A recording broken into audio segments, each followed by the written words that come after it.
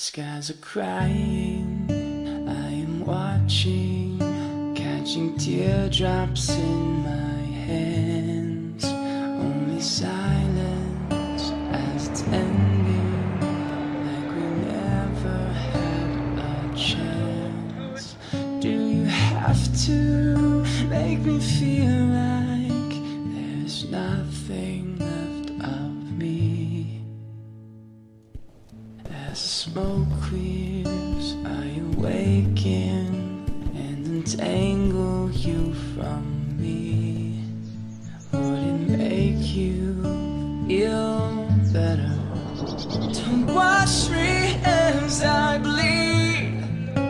All my windows are still broken, but I'm standing on my feet. You can take everything I have, you can break everything I am, like I'm made of glass, like I'm made of paper. Go on and try to tear me down, I will be rising from the ground like a skyscraper. Hello, what is your name and what branch did you serve in? My name is Bob Bakel, and I served in the United States Navy. What was your position? Chief Petty Officer. Have you served in any war, and if yes, which one? Well, I like to think I served during the Vietnam era. I did not serve in country like a lot of people that did and died there. But I was close. I was close to Vietnam. Very close. How long did you serve? 20 years. Why did you join? At the time, my high school academics didn't look so good, and a friend of mine and I got together and we talked about it, and we went in on the so-called buddy system.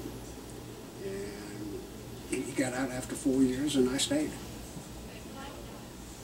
What was your favorite part about your service? I would have to say camaraderie.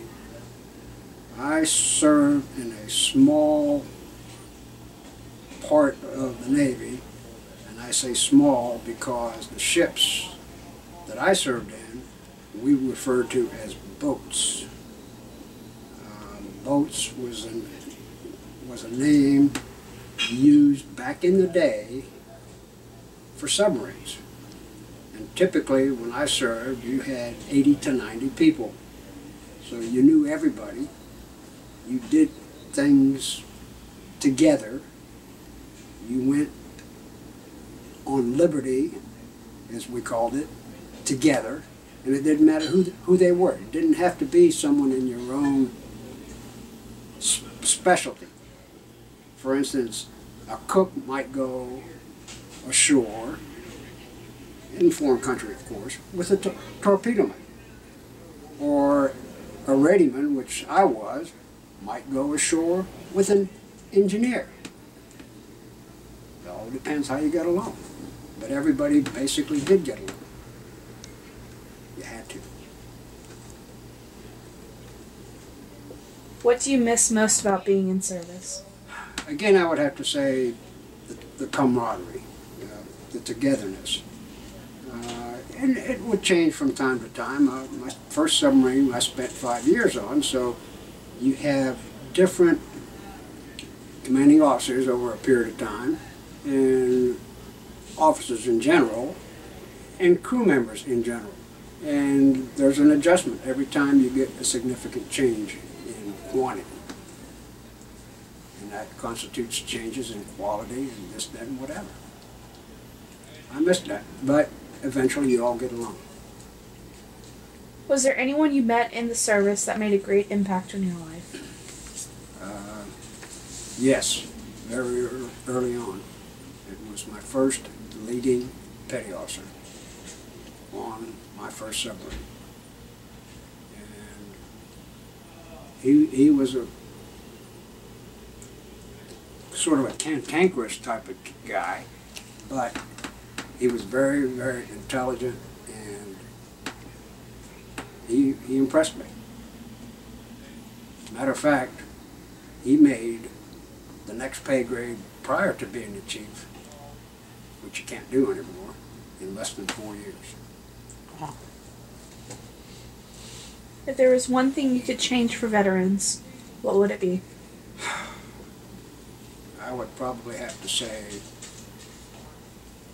a better awareness by the general public, because I won't say that there's any disdain toward veterans. It's just that the common citizen doesn't know enough, except when you go to small towns where they've had their own set of veterans, etc. And when you walk into a small town in uniform, everybody stands up and knows, and they'll be the first to shake your hand.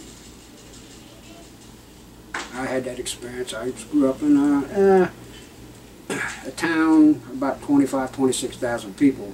When I walked into a bar in my hometown in uniform, you just put your wallet away. You didn't need it. And everybody would come and talk to you. That's what I miss.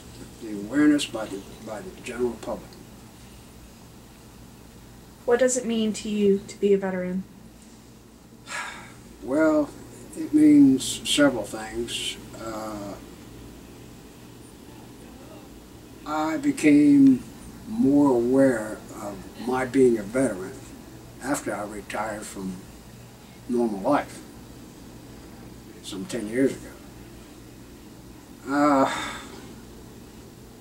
There are benefits, but you must spend 20 or more years to earn those benefits.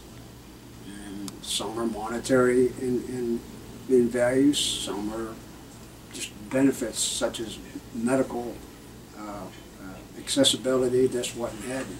And even today's veterans, those that don't spend 20 years, still have similar access. For instance, the Veterans Administration. They just don't draw a retirement check like I do. Do you feel the country has honored you as a veteran? There was a time when they didn't. You won't find it in the regular history book. You have to go do some digging. I flew in to San Francisco one time in uniform, back in the very, very late 60s, 1970.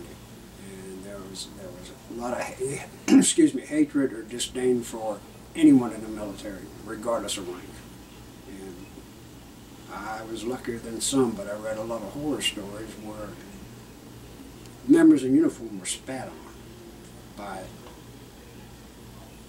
the so-called revolutionaries. It was tough. But whether you were in uniform or not, and you saw something like that happen, it was tough to get involved because the country had already started changing its feelings toward veterans. If you did that in 1960, you could go over there and punch out the person that did it, that spat on that serviceman.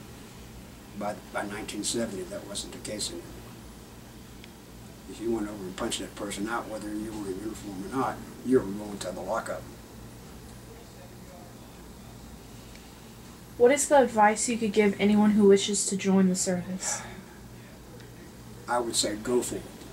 Would I lean toward one service versus another? Yeah, I would, but that's because of where I've been, where I spent my 20 years, right?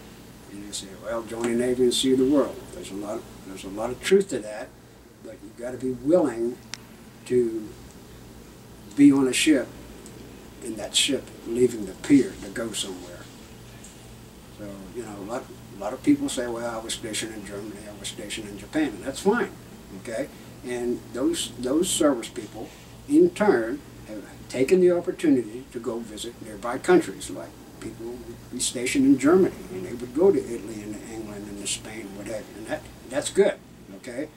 But there were some that would join the service, but they wanted to be close to home. Well, that's kind of really not what it's all about. Even though you can earn certain benefits, like the GI Bill for education. Okay, you can earn that. You can earn that in 4 years. But you haven't seen anything outside of where you are. I mean, you could pick any branch of service, any base, anywhere, and if you were there for 4 years, it would be kind of living in a rut to me. When I joined the Navy, I said, let's get out of here, let's go to sea. Well, I loved being at sea, first of all, but I also liked visiting foreign countries. And you learn a lot more that way, too. If you had a choice, would you do it again? Yes. Yes, I would. Given the times that were back when I joined, I don't know that I would do it today. I don't know. Because I've had the opportunity, once I retired from the Navy and worked in the local shipyard, I saw things change. I worked at the shipyard for over 28 years, and I saw things change. And I saw the quality of people change. And it has nothing to do with technology or anything like that, but technology has had a lot to do with it. We used to have, we used to fix all of our own equipment, not just on submarines, but generally throughout the Navy. We fixed everything. And we had the parts. The government had the money, the military had the money, we had the parts to fix it.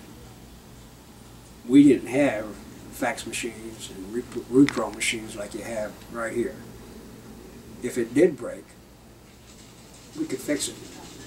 We'd learn how to fix it if we didn't know how.